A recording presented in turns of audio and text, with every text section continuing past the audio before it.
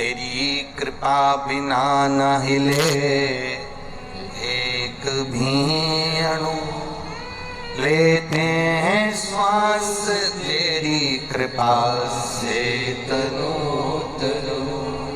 बखान क्या करूं मैं राखों के ढेर का, चपटी भभूत में खजाना कुबेर का। हे गंगधार मुक्ति द्वार ओमकार तू, बोले ओमकार तू। आयो शरण तिहारी शंभु तार तार तू। तेरी कृपा शिवाय शिवाय शिवाय, ओम नमः शिवाय। ओ शिवाय शिवाय शिवाय, ओम नमः शिवाय। बोलो शिवाय शिवाय शिवाय, ओम नमः शिवाय। शिवाय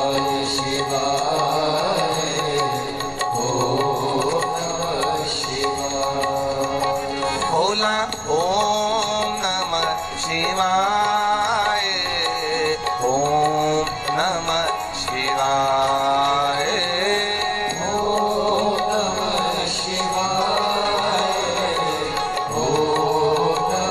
शिवाय, ओम नमः शिवाय, ओम नमः शिवाय।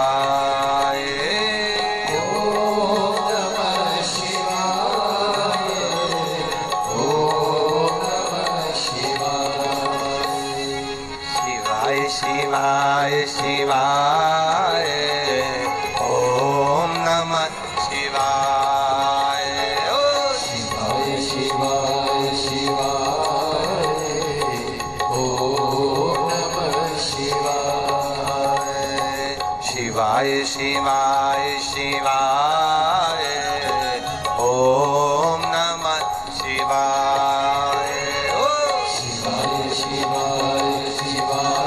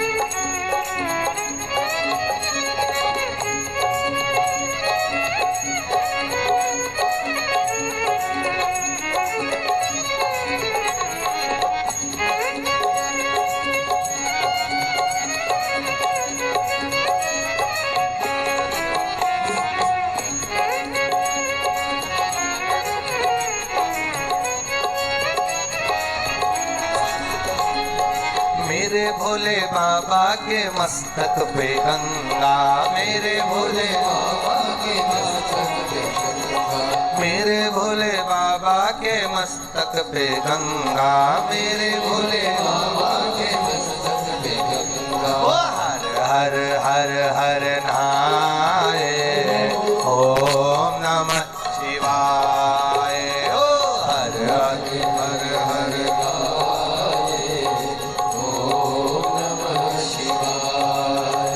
बोला ओम नमः शिवाय, ओम नमः शिवाय, ओम नमः शिवाय, ओम नमः शिवाय। बोलो शिवाय शिवाय शिवाय, ओम नमः शिवाय। बोला शिवाय शिवाय, ओम नमः शिवाय। जय हो।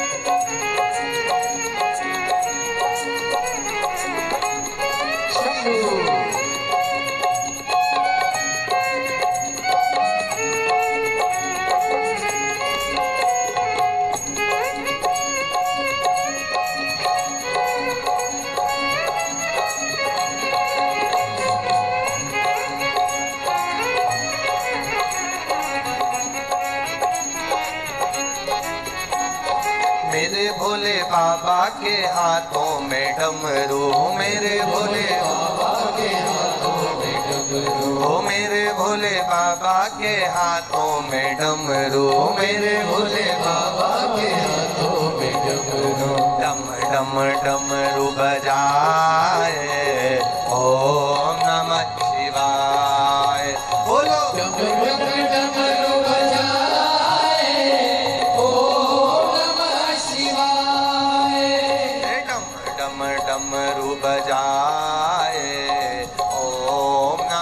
शिवाय बोलो डमरू बजाए ओम नमः शिवाय ओम नमः शिवाय ओम नमः शिवाय ओम नमः शिवाय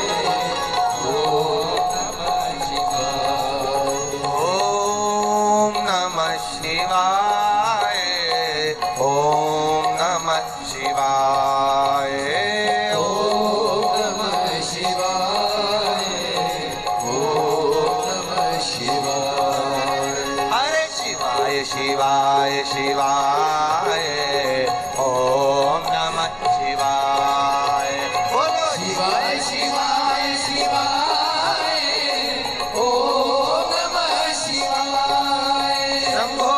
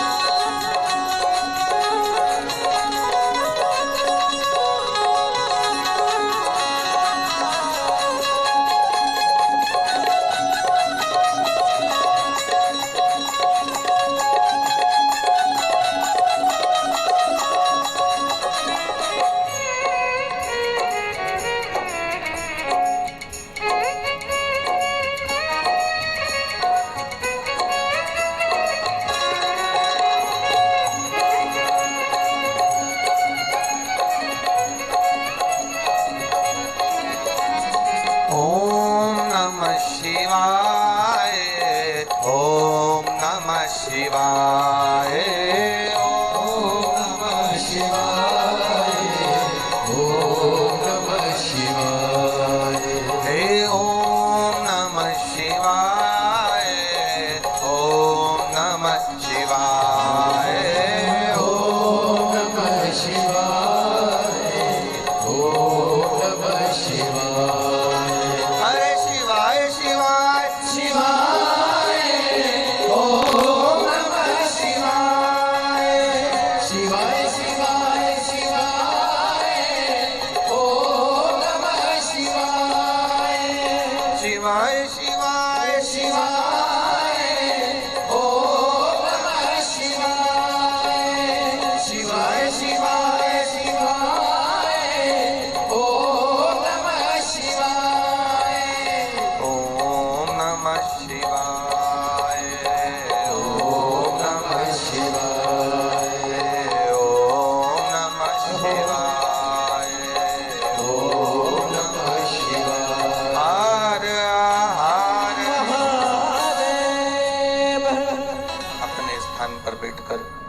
भगवान देवाधिदेव महादेव से अपने हृदय की बात बड़े भाव से, दिल से बाबा देवाधिदेव महादेव से हृदय से कहिए, शिव से कहिए, जहां जगह मिले वहां बैठकर बोलिएगा। बहुत दूर दूर से आप लोग आए हुए हैं, बाबा से दिल से प्रार्थना कर कर जाना, क्योंकि सावन का महीना है और उससे अपने मन की बात कहने के लिए हम यहाँ पहुंचे, अपने हृदय की बात कहने के लिए हम यहाँ पहुंचे। जितने लोगों को भी श्री शिवाय नमस्तुभ्यम आता हो, स्मरण में रहता हो, थोड़ा आवाज से हमारी आवाज आप तक पहुंचे, आपकी आवाज हम तक पहुंचे, ऐसा दिल से बाबा से पुकार करिएगा। श्री शिवाय नमस्तुभ्यम, श्री शिवाय नमस्तुभ्यम, श्री शिवाय नमस्तुभ्यम, श्री शिवाय नमस्तुभ्यम, श्री शिवाय नमस्तुभ्यम।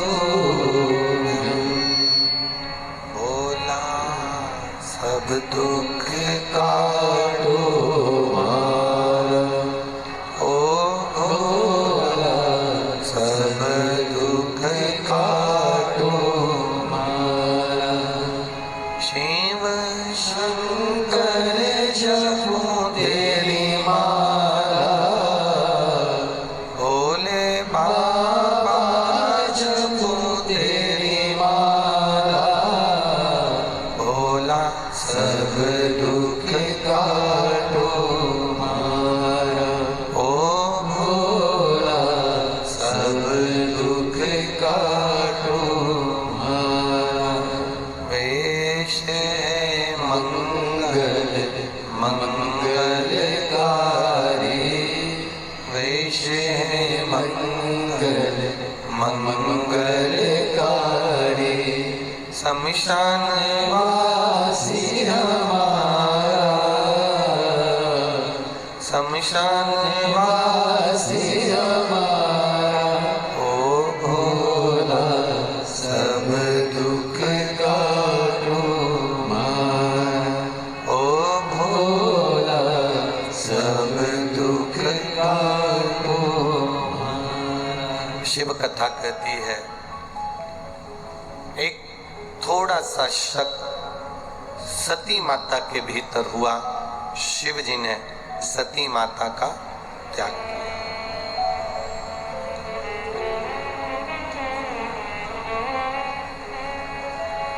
त्याग मां सती परीक्षा जरूर लेकर आ गई, माता सती परीक्षा जरूर ली है माता सती ने, पर शिव जी ने ध्यान लगाकर देखा कि ये सती परीक्षा जरूर ली है, पर इसने विश्वास को तोड़ा है, भरोसे को त्यागा।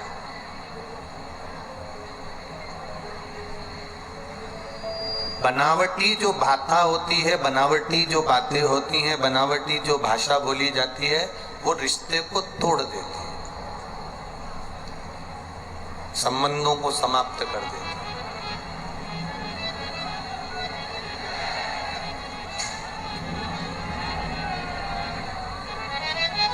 हमारे संबंधों को यदि हमें पक्का रखना है तो हमें दिखावट, बनावट, सजावट से दूर हो जाना। एक बात बहुत अच्छी अपने जीवन में उतारिएगा,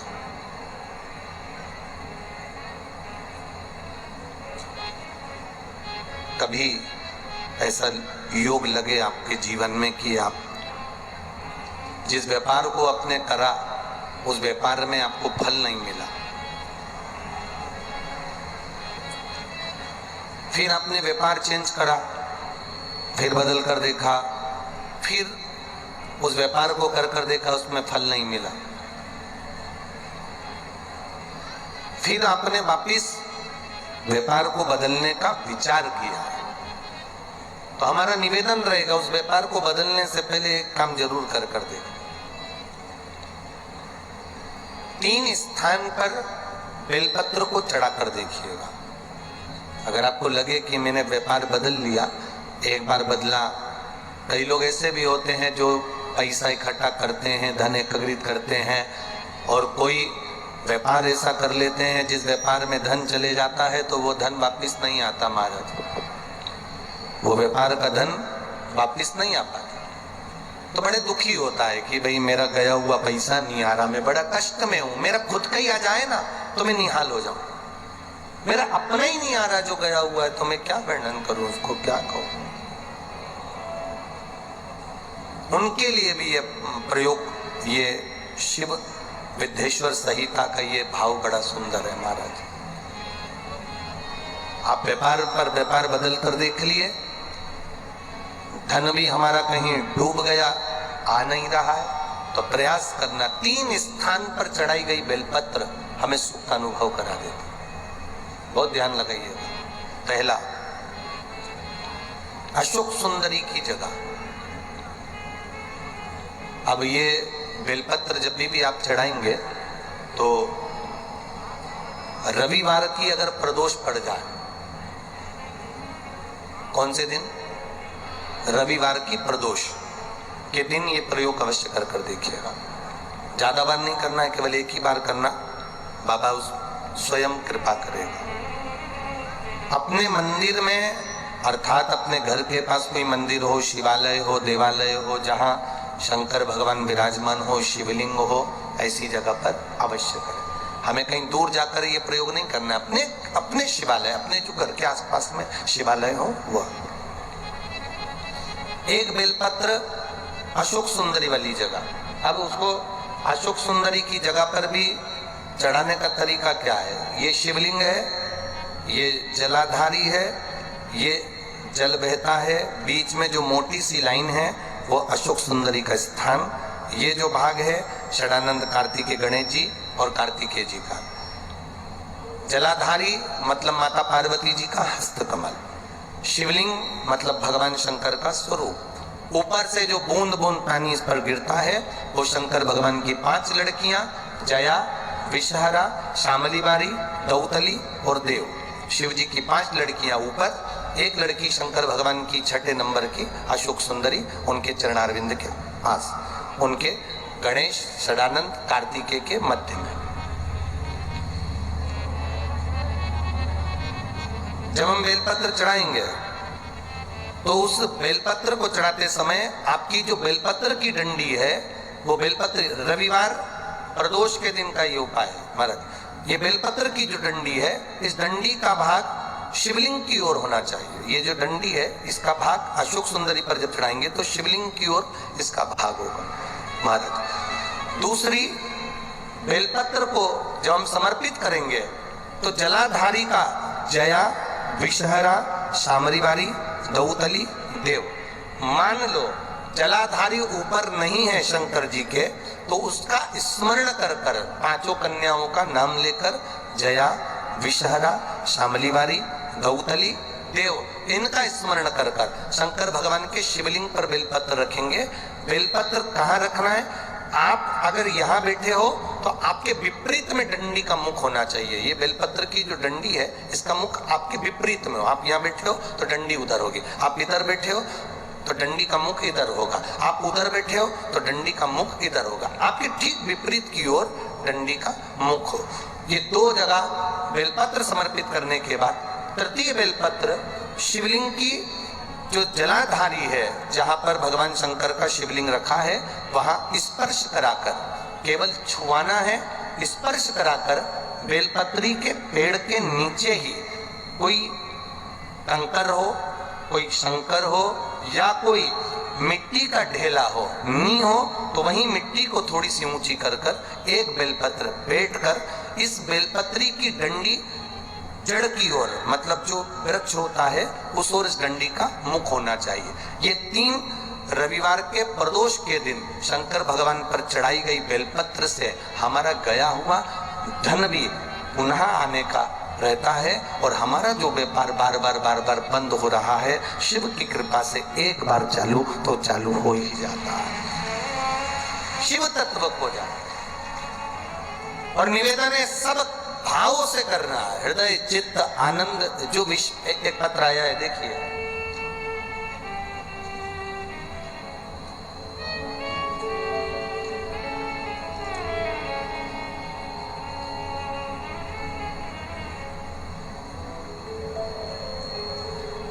मैं सुशीला देवी भिवानी राजस्थान से आई हूँ। कहीं बैठी हो सुशीला देवी तो हाथ हिला सकती हैं। भिवानी राजस्थान, मैं सुशीला देवी भिवानी राजस्थान से आई हूँ।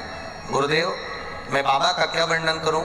मेरा लड़का सरकारी नौकरी की तैयारी कर रहा था पर उसका जॉब नहीं लग पा रहा था। तब मैंने आपकी पंच बेलपत्र का प्रयोग करवाया, और पंच बेलपत्र वाला प्रयोग कराया तो बाबा की कृपा से, पशुपतिनाथ की कृपा से मेरे बेटे का सरकारी जॉब लग गया। इसलिए मैं बाबा को यहाँ प्रणाम करने के लिए आई हूँ। ये शिव तत्व है, तो घड़ी है। और ऐसे कई पत्र हैं जिन पत्रों में आप लोगों की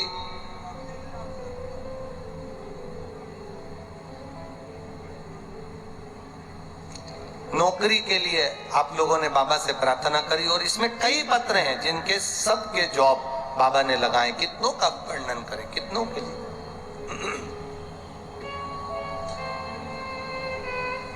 एक विश्वास के साथ, एक भरोसे के साथ, एक दृढ़ता के साथ आप शिव की आराधना करें। 3 स्थान पर बेलपत्र। तो अब जितने लोग भी आए हुए हैं और जितने लोग आस्था चैनल पर कथा सुन रहे हैं, जितने फेसबुक यूट्यूब पर सुन रहे हैं, कौन से दिन करना है, जम के बोलो जरा। रविवार के प्रदोष। पहला बेलपत्र बोलते जाओ जम के, अशोक सुंदरी। दूसरा बेलपत्र शंकर भगवान के, जम के बोलिए,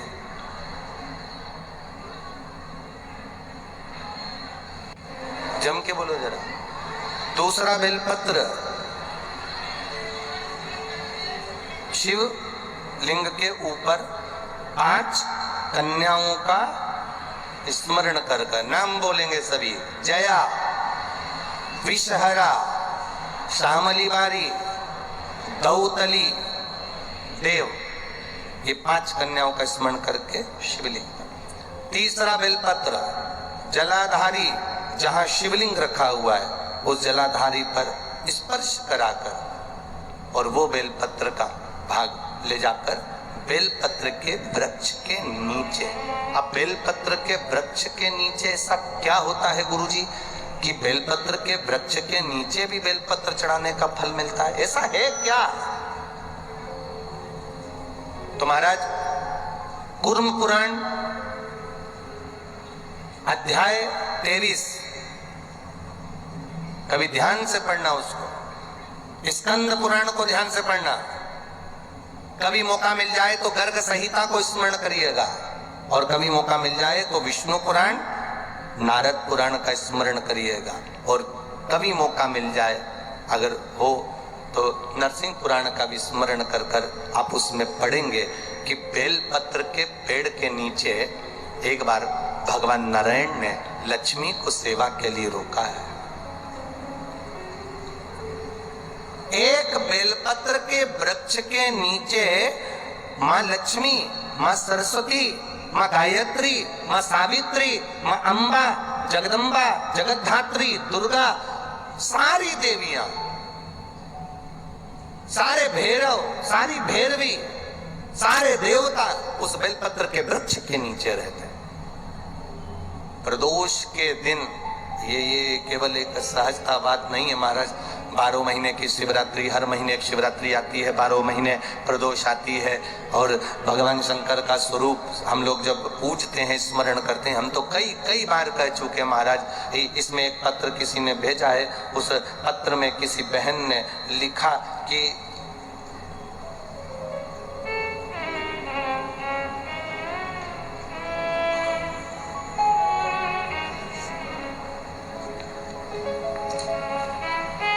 मेरा नाम पिंकी सोखिया है, मैं नगर भरतपुर से आई हूँ। ये पुष्टे पर उनने लिख के भेजा है, लाई होंगी हवा करने के लिए, लिखा है पुष्टे पर। कहीं बैठी हो पिंकी सोखिया, मैं नगर भरतपुर से आई हूँ। कहीं बैठी हो तो अपने दोनों हाथ हिला सकती हैं, पिंकी सोखिया। इन्होंने पत्र में लिखा है, गुरुजी मैं क्या वर्णन करूं, आप व्यासपीठ से कह देते हो शंकर भगवान के उपाय, हम दिल से करते हैं ना। एक दुकान थी गुरुदेव, वो कभी नहीं चलती थी, बहुत दुखी थे। आज बाबा ने ऐसा हाथ पकड़ा कि पहले नंबर पर दुकान मेरी चल रही है और मैं बाबा को यहाँ प्रणाम करने आया। ये शिव तत्व है, यो घड़ी, ये त्रिकालदर्शी या कैलाशी अविनाशी है। उसका किया गया भजन, उसका किया गया स्मरण, उसकी भक्ति हमें सुख प्रदान कर देती। अरे खाली न जाता कोई, बोलो बोलो जम के, खाली न जाता कोई, तीनों पंडाल के बोलिए जरा, दर से तुम्हारे मैं भी खड़ी हूँ नन्ही बाहें पसारे, अपने हृदय से लगा लो गिरा जा रहा हूँ, उठा लो भोले अपने दर से अब तो न टालो, गिरी जा रही हूँ, उठा लो। दिल से पुकारो उसको, दिल से कहो उससे, सुनेगा। आधा मन तुम्हारा कहीं लगा है, आधा मन कहीं लगा है। हम तो कई बार कह देते हैं, जो माताएं सीरा बनाती है हलवा, तो आटा सेकती है ना, रवा सेकती है, सूजी सेकती है, और वो सूजी अगर सही नहीं सीखी हो, रवा सही नहीं सीखा हो, आटा सही से नहीं सीखा हो, तुम उसमें कितना ही घी डाल दो, कितना ही पकवान डाल दो, कितनी बादाम डाल दो, कितनी काजू डाल दो, अगर वो आटा सही नहीं सीखा, अगर वो सूजी सही नहीं सीखी, अगर वो रवा सही नहीं सीखा, अगर वो बेसन सही नहीं सीखा, तो ईमानदारी से बोलना, हलवे में, सीरे में आनंद आएगा क्या? स्वाद आएगा क्या? नहीं आएगा। सीरे के लिए आटा सबसे अच्छा सिखा होना चाहिए, रवा सिखा होना चाहिए। इसमें घी से मतलब नहीं है, इसमें बादाम काजू से मतलब नहीं है। अगर आटा अच्छे से सीख गया, सूजी अच्छे से सीख गई, रवा अच्छे से सीख गया, बेसन अच्छे से सीख गया, तो पक्का उस हलवे में, उस सीरे में स्वाद आएगा। उसी तरह आप भी भगवान की भक्ति में अच्छे से रम गए तो तुम जो करोगे परमात्मा आपको ला कर देगा, ये निश्चितता है। आप उसमें रमो तो। हम बनावट से जरा दूर तो हटे हैं, हम तो बनावट में लगे, तिलक लगा लिया तो बहुत बड़े महाराज हो गए, बहुत बड़े, हमारे बराबर कोई शंकर जी का उपासक नहीं है। खूब सारी माला पहन ली तो हमारे बराबर शंकर जी का उपासक नहीं। कपड़े चेंज कर लिए तो हमारे बराबर कोई शंकर का उपासक नहीं ना।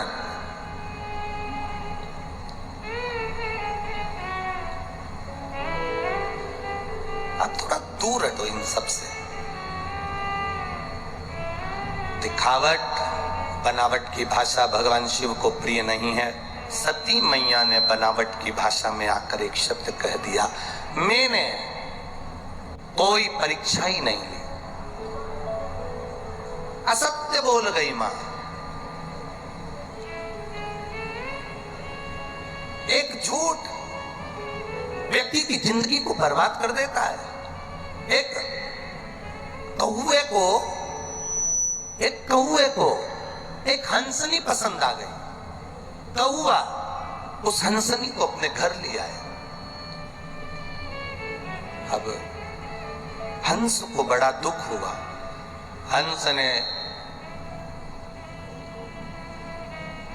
थाने में जाके रिपोर्ट कर दी, मेरी हंसनी को कौवा ले गया, मुझे मेरी हंसनी दिलवा दो।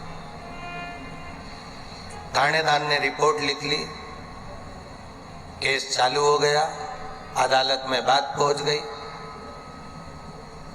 कौवे को मालूम पड़ा कि हंस ने केस लगाया है हंसनी के लिए और ये अदालत तक पहुंच गई है बात, तो कौवा जज के घर गया और जज के घर जाकर कौवे ने जज साहब से कहा, जज साहब, व्यक्ति की 7 पीढ़ी वैकुंठ में है कि नरक में, या तो कौवा जानता है या ब्राह्मण जानता है। इसलिए श्राद्ध में दोनों की महाप्रसादी होती है, दोनों का भोजन होता है। ब्राह्मण भी जानता है कि 7 पीढ़ी कहाँ है और कौवा भी जानता है 7 पीढ़ी कहाँ है। मैं आपकी 7 पीढ़ी को देख रहा हूं, आपके दादा परदादा को देख रहा हूं। मैं, अगर तुमने मेरा एक काम कर दिया, हंसनी को मेरा बना दिया अदालत में, मैं तुम्हें जीते जी तुम्हारी 7 पीढ़ी से मिला दूंगा। जज साहब, बस एक काम तुम्हें करना है, मेरी हंसनी बना देना है। कौवा कहकर चले गया। जज साहब कुर्सी पर बैठ गए, निर्णय चालू हुआ। निर्णय सुनते सुनते जज साहब ने निर्णय दे दिया कि हंसनी हंस की नहीं, हंसनी तो कौवे की है। हाहाकार मच गया पूरी अदालत में, ये निर्णय गलत हुआ है, पर बोले तो बोले कौन? निर्णय जज ने दिया है। जज ने निर्णय दिया, हंस रोता हुआ बाहर निकल गया। कौवे से जज साहब ने कहा, कौवे, मैंने तेरा काम कर दिया, हंसनी को तेरा बना दिया, अब तू चल मेरे दादा परदादा से मेरी 7 पीढ़ी से मुझे मिलवा। तूने कहा था जीते जी मिलवाऊंगा। कौवा कहता है मेरे पीछे चलो। कौवा आगे आगे उड़कर चला। जज साहब गाड़ी लेकर पीछे पीछे चले। चलते चलते चलते चलते चलते एक घने जंगल में पहुंच गए। नगर से बाहर, खेड़े से बाहर, शहर से बाहर, गहरी खाई के पास पहुंच गए। कौवे ने जज साहब से कहा, आओ गाड़ी से बाहर निकल कर। जैसे ही जज गाड़ी से बाहर निकला, बहुत तेज बदबू आ रही थी। जज ने मुख पर रुमाल रखा। रुमाल रखकर कहता, यहाँ कहाँ लेकर आ गया? कौवा कहता है, जज साहब आगे तो आओ। जज और आगे आए। एक मरा हुआ कुत्ता पड़ा था। उस मरे हुए कुत्ते के पास में 2 इल्लियां थी, एक सफेद एक काली। उसी समय पर कौवे ने कहा, जज साहब, ये जो 2 इल्ली दिख रही है, ये तुम्हारे दादाजी और तुम्हारी दादी जी हैं। कौवा, तू तो कहता था मेरे दादा दादी वैकुंठ में, मेरे दादा दादी तो अच्छी जगह पर वैकुंठ में विराजमान है, तू तो मुझे जीते जी मिलवा रहा था, फिर ये नरक में मेरे दादा दादी को, मेरे माता पिता को तू इस नरक में क्यों दिखा रहा है? कौवा कहता है, जज साहब, जिस समय मैंने कहा था तुम्हारे दादा दादी वैकुंठ में ही थे, और आपने अपनी कुर्सी पर बैठकर एक निर्णय गलत कर दिया, इसलिए तुम्हारे दादा दादी को नरक में फेंक दिया। एक निर्णय, एक झूठ, एक असत्य, एक अपशब्द तुम्हारी 7 पीढ़ी को उठाकर नरक में पटक देती है। दिन भर तुम मोबाइल पर कितना झूठ बोलते हो, दिन भर तुम कितना झूठ बोलते हो, तो तुम्हारे पूर्वज वैकुंठ में या पितृलोक में नहीं मिलने वाले, यहीं कटर में कहीं पड़े हुए मिलेंगे, उनको ढूंढना। तुम एक झूठ 7 पीढ़ी को नरक में लाकर छोड़ देती है। तो दिन भर में कितना झूठ बोलते हो, कितना कपट करते हो, कितनी बेईमानी की जिंदगी जीते हो। जरा विचार करना कि हमारे पूर्वज क्या वैकुंठ में मिलने वाले हैं? हमारे पूर्वज क्या स्वर्ग में मिलने वाले हैं? एक झूठ 7 पीढ़ी को नरक में पटक देता है। शंकर भगवान के सामने माता सती ने केवल एक झूठ बोला, और वो झूठ का परिणाम ये निकला कि सती को भी प्राण त्यागना पड़े और सती के पिता को बकरे का मुंह लगाना पड़ा। एक झूठ उसके पिता को भी पशु बना देता। एक झूठ व्यक्ति की 7 पीढ़ी को नरक में ले जाकर पटक देता। और तुम झूठ बोलकर खुश हो रहे, मेरे बराबर कोई अप टू डेट नहीं। दिन भर झूठ बोलो, मोबाइल पे कोई पूछे कहाँ हो तो के दुकान पे लगाओ तो घर पे के तो दुकान पे, यहाँ के हो तो वहाँ के हो तो वहाँ। 24 घंटा झूठ, छल, कपट, प्रपंच की जिंदगी जी रहा है और सोचे कि परमात्मा मेरे दिल की मुराद पूरी कर दे। भगवान के तेरे जैसा कपटी नहीं देखा संसार में। कहाँ आफत में पड़ा? दिल से पुकारो। अब कई लोग कहते हैं, गुरुजी भगवान को रिझाने के लिए हम कौन कौन सा प्रयास करें? हम कहें, पहला प्रयास, भगवान को दिखावट पसंद नहीं है, भगवान को बनावट पसंद नहीं है, और भगवान को सजावट पसंद नहीं है। पहला प्रयास करना, जैसे हो वैसे रहो, जैसे बोलते हो वैसे रहो। अपनी जिंदगी को दिखावे से मत करना कि मैं बहुत अप टू डेट बनकर जाऊंगा तो किसी को प्रसन्न कर लूंगा। अच्छे कपड़े पहनकर, अच्छे आभूषण पहनकर आप दुनिया को प्रसन्न कर सकते हो, पर अच्छा मन रखकर तुम महादेव को प्रसन्न कर सकते हो। ये तुम्हारे भीतर की श्रेष्ठता है।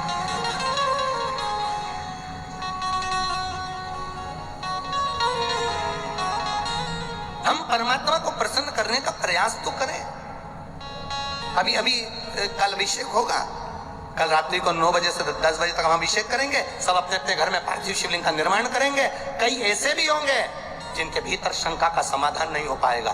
करें ना करें, क्या करा जाए? रात्रि का अभिषेक करेंगे ना करेंगे, शिवरात्रि का अभिषेक करें कि ना करें, ऐसा तो नहीं वैसा तो नहीं, तुम अपनी। और कई लोग आपको भड़काने का काम करेंगे कि कैसे भी अभिषेक ना हो, ना करें, और आप उनके कहने में आकर अपनी जिंदगी को फिर 1 साल के लिए पीछे धकल दोगे। फिर मौका ये सावन की शिवरात्रि का नहीं मिल पाएगा, फिर अधूरे रह जाओगे, और वो इंतजार तुम्हारा बना के बना रह जाए। करो उसकी प्रार्थना।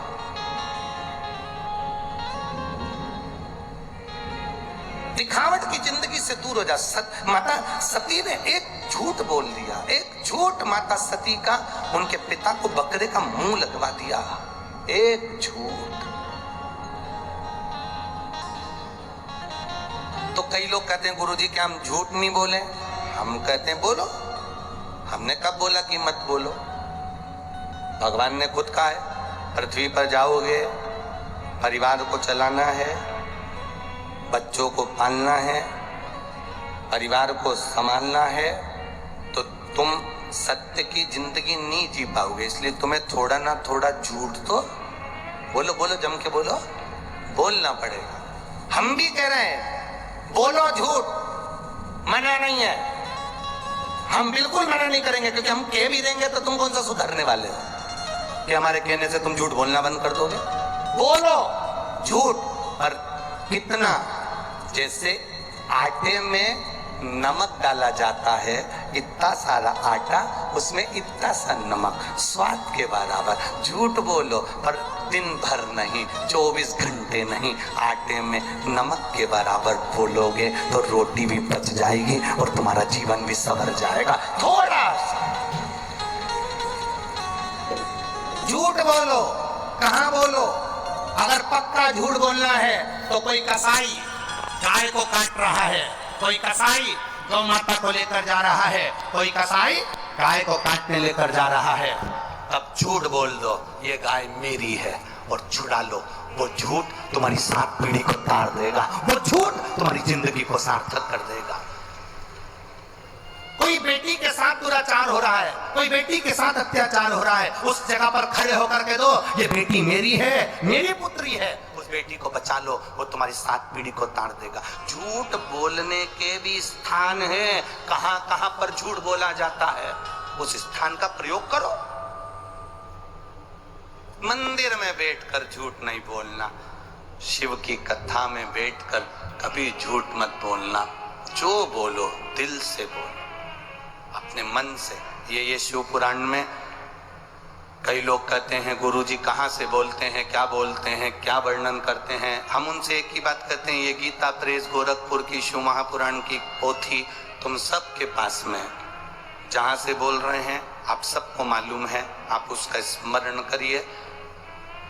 वो दूसरे होंगे जो कहते हैं और अपने ऊपर अमल नहीं करते। हमारा प्रयास रहता है पहले हमारे खुद के ऊपर हम अमल करें, उसके बाद कहा जाए।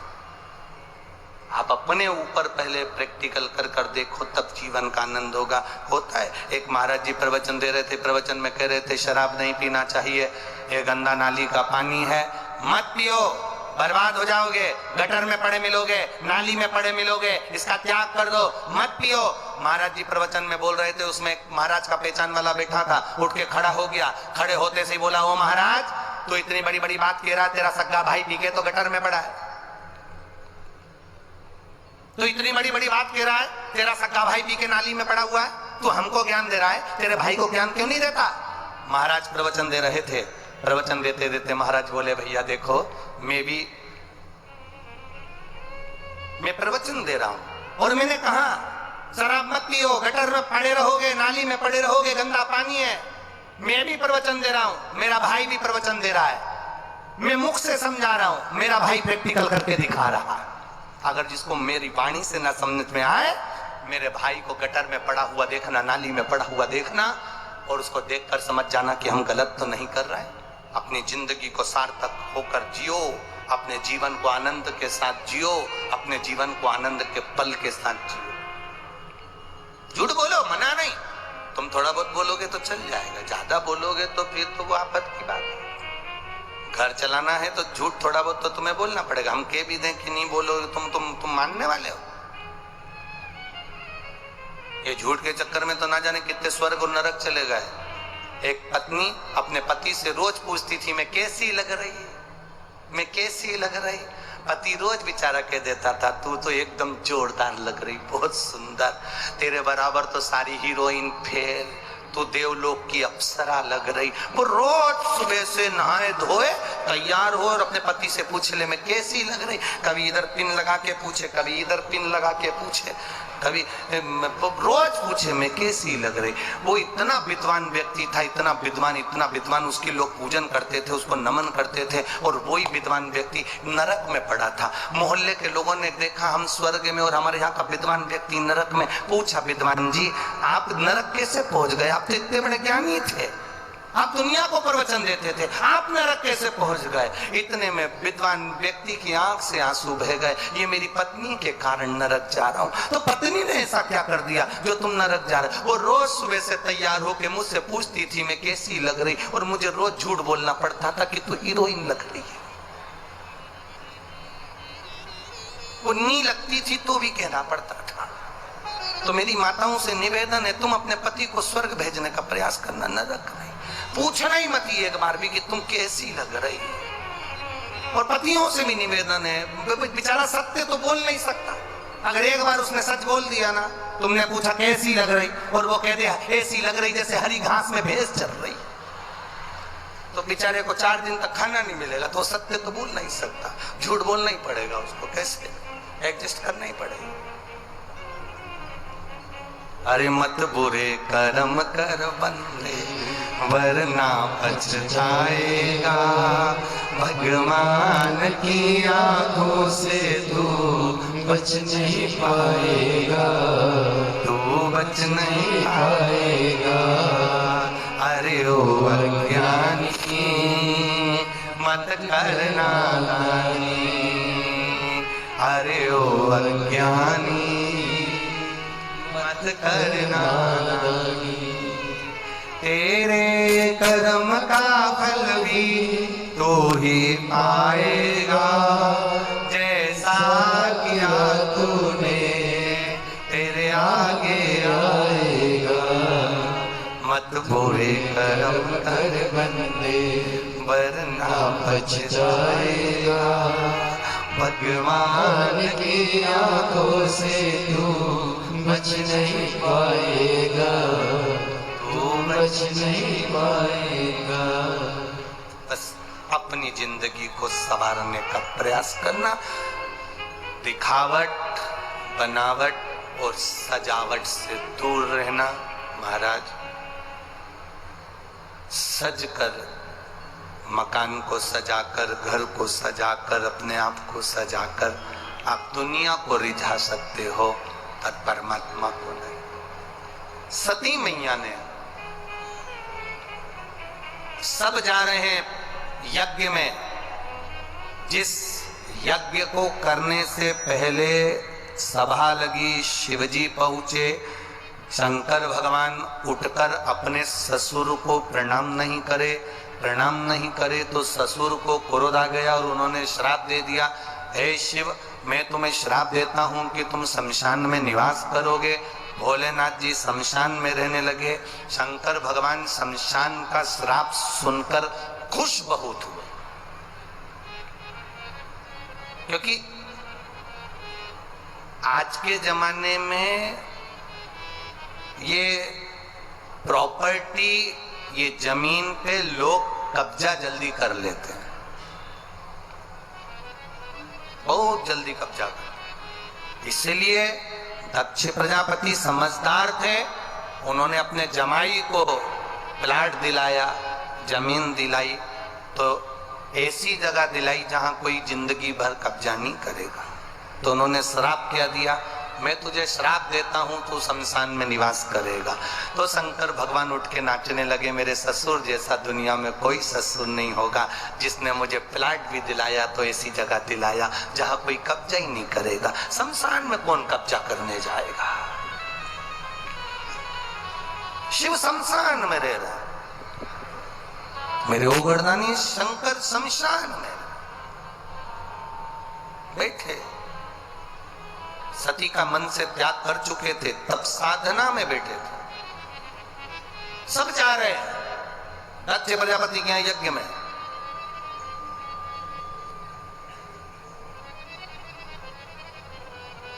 दुनिया के लोगों की बहुत बुरी आदत है,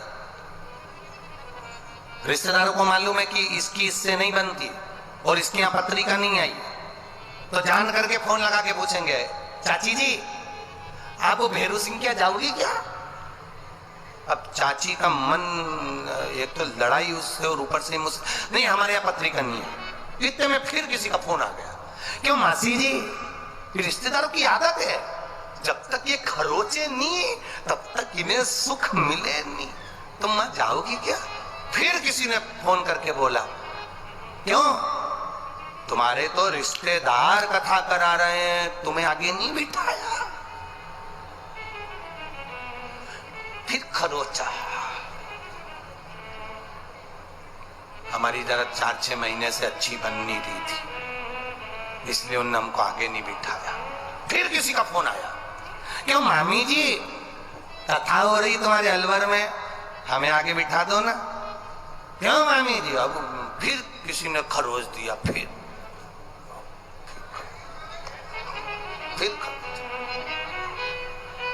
अरे महाराज, शिव महापुराण की कथा कह रही है, आगे और पीछे के चक्कर में मत रहना।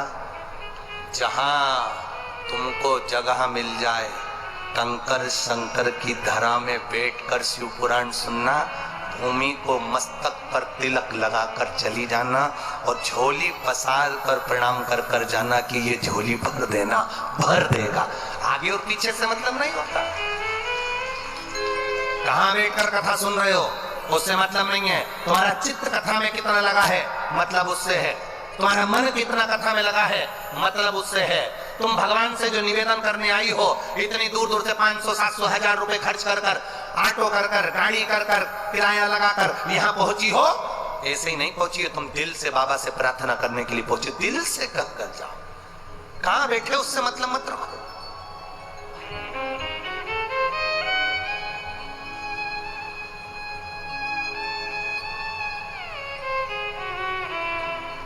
सती मैया को कहा, सती का हृदय जला, उनके मन में आया कि मैं जाऊं। शिव जी से कहा मुझे जाना है। भोलेनाथ ने समझाया, मत जाओ, क्या करोगी जाकर? अपने पिता के यहाँ उन्होंने नहीं बुलाया, नहीं मानी, चली गई यज्ञशाला में कूद कर अपने प्राणों को त्याग दिया। बहुत बड़ी गलती कर गई सती मां, बहुत बड़ी गलती। प्राण छोड़े भी तो यज्ञशाला के अंदर छोड़े, यज्ञ कुंड में जली, गलती कर गई। तुम्हारा कितना भी लड़ाई हो, तुम्हारा कितना भी विवाद हो, तुम्हारी एक दूसरे से कितना भी विवाद हो, कितनी भी लड़ाई हो, कितना भी तुम्हारी दुश्मनी हो, पर कोई धर्म का कार्य हो रहा हो, सत्कर्म हो रहा हो, अपने नगर में, परिवार में, कुटुंब में, अपने क्षेत्र में कहीं अगर भगवान की कथा हो रही हो, यज्ञ हो रहा हो, अच्छा कार्य हो रहा हो, तुम्हारी कितनी भी एक दूसरे से लड़ाई हो, पर उस धर्म के कार्य में तुम विघ्न उत्पन्न मत करना। सती मैया ने गलती कर दी, यज्ञ की कुंडी में कूद कर मर गई। शंकर भगवान को क्रोध आ गया और अपनी पत्नी को श्राप दे दिया, ए सती तू यज्ञ की अग्नि में कूद कर मरी है। नगर में कार्य हो, अच्छा कार्य अपने नगर में हो रहा हो, यज्ञ हो रहा, अनुष्ठान हो रही, कथा हो रही है, शिव कथा, राम कथा, भागवत कथा, कुछ भी हो, बन सके तो उसमें सहयोग करो, टांग मत खींचना। अगर जो टांग खींचते हैं ना वो हाथ के रहते ना टांग के रहते, टांग मत खींचना। बन सके तो सहयोग करना, बन सके तो सपोर्ट करना। सती तूने अग्नि में कूदकर, यज्ञ की अग्नि में कूदकर प्राण त्यागे, मैं तुझे श्राप देता हूं सती, तू कोयल की योनि पाएगी। पार्वती के जन्म के पहले माता सती को कोयल बनना पड़ा था। कोयल बनकर घूमती रही, घूमती रही, घूमती रही, प्रणाम कर कर निवेदन करा, कब छूटूंगी कोयल की योनि से। कहा जब 2 आषाढ़ पड़ेंगे, आषाढ़ का अधिक मास पड़ेगा, 2 आषाढ़ पड़ेंगे, तब कोकिला व्रत होगा। उस कोकिला व्रत में तू कोयल की योनि से छूटेगी, तब तू पार्वती की योनि में जाएगी और तब मुझे पाएगी। ये जन्म का कोई वृतांत साधारण है? अपने नगर में कोई अच्छा कार्य हो रहा हो, यज्ञ हो रहा हो, भागवत हो रही हो, शिव पुराण हो रही हो, अच्छा कार्य हो, बन सके तुमसे बने तो सपोर्ट करो, तुमसे बने तो अच्छा काम करो, तुमसे बने तो हाथ बढ़ाकर आगे आगे सब कार्य करो, नहीं बने तो अपनी टांग बीच में मत अड़ाओ। जो टांग बीच में अड़ाता है या विघ्न डालने का प्रयास करता है वो शंकर की दृष्टि में आ जाता है, और शंकर जी अभी तो नहीं सल्टाता पर बाद में ऐसा सल्टाता कि मुंडा दिखाने के काबिल नहीं छोड़ता। बन सके अच्छा करो, बन सके सपोर्ट करो, धर्म में, सत्कर्म में, अच्छे कार्य में बन सके तो अपनी आहुति दीजिए, ना बन सके तो पीछे हट जाओ, ना निंदा करना ना बुराई करना। और दूसरी चीज हो तो चल जाए, ये शिव की कथा है, ओगड़दानी की, शंकर भगवान की, समझकर भगवान की भक्ति में रम जाओ। छूट गई सती मैया का शरीर, दक्ष प्रजापति को बकरे का सिर लग गया, पार्वती मैया का जन्म हो गया, शिव जी के साथ मंगल विवाह हो रहा है, शंकर भगवान पार्वती को लेकर पधार रहे हैं। जोरदार ताली बजाएं शिव पार्वती के मंगल विवाह का।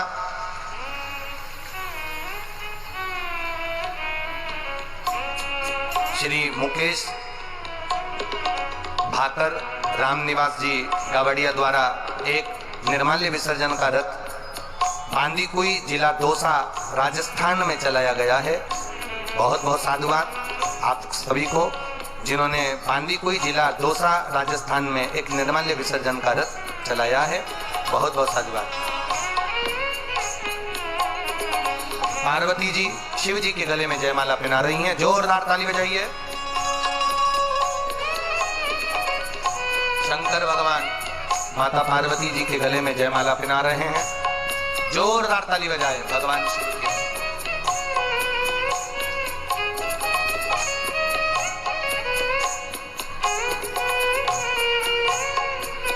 बोल काशी विश्वनाथ भगवान की। हर हर महा। मैनपुरी उत्तर प्रदेश में 22 तारीख से शिव महापुराण की कथा का क्रम रहेगा।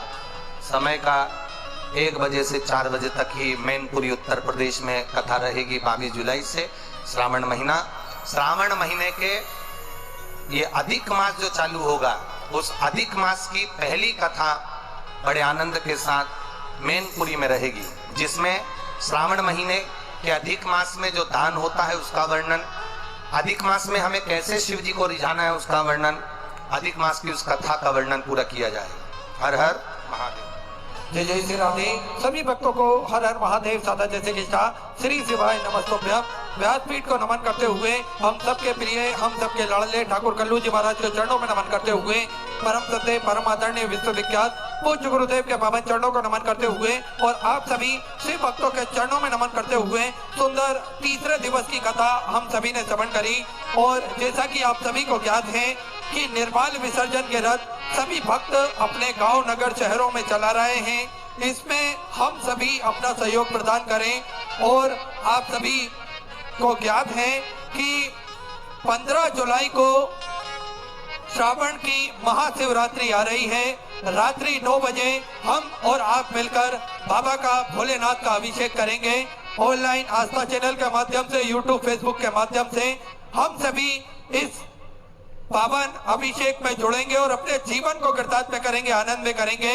लाखों करोड़ों की संख्या में सभी भक्त पूरे भारत में ही नहीं पूरे विश्व में इस अभिषेक का आनंद लेकर अपने जीवन को कृतार्थ में करेंगे, आनंद में करेंगे। क्योंकि खुशबू सीधे कैलाश से आ रही है। कर लो भक्तों तैयारी, श्रावण की शिवरात्रि आ रही है। हम सभी और आप सभी मिलकर बाबा का सुंदर अभिषेक का आनंद लेंगे। आरती का समय हो चुका है। आरती में अति शीघ्र जजमान परिवार मंच पे पधारे। हम और आप मिलकर आरती का आनंद लेंगे। जय जय श्री राधे, हर हर महादेव।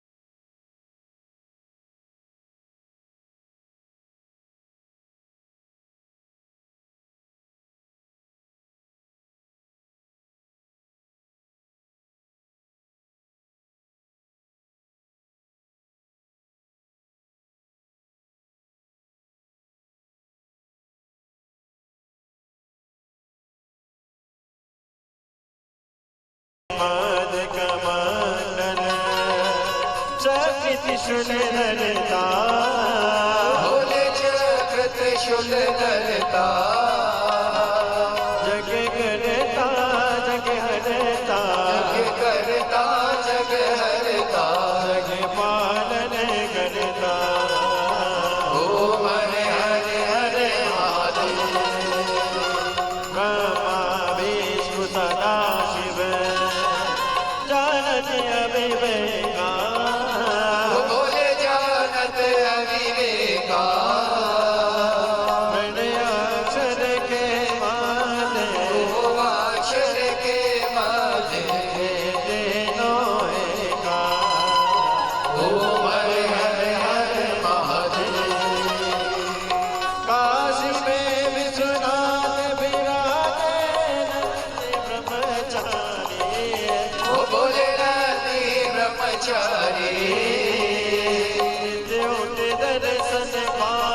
रुचि रुचि भोग लगावत, माते वाली।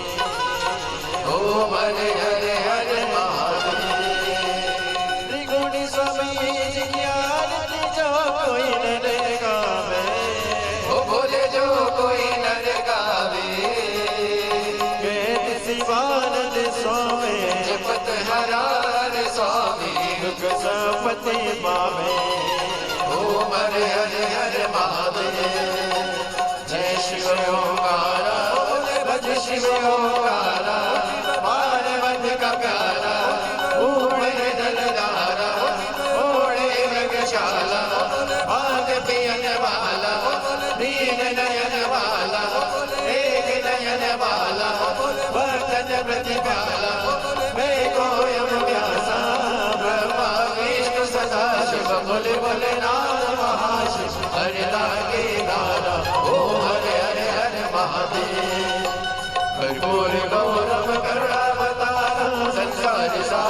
सबके ग्रह सदा वसंत विद्यालय भव भवानी सहितं अच्युतं केशवं राम नारायणं विष्णुदामोदरं वासुदेवं श्रीरामभद्रं गोपिकावल्लभं जानकी नायकं श्रीरामचन्द्रं हरे राम राम राम हरे हरे हरे कृष्ण कृष्ण कृष्ण हरे हरे राम राम राम हरे हरे हरे कृष्ण कृष्ण कृष्ण हरे हरे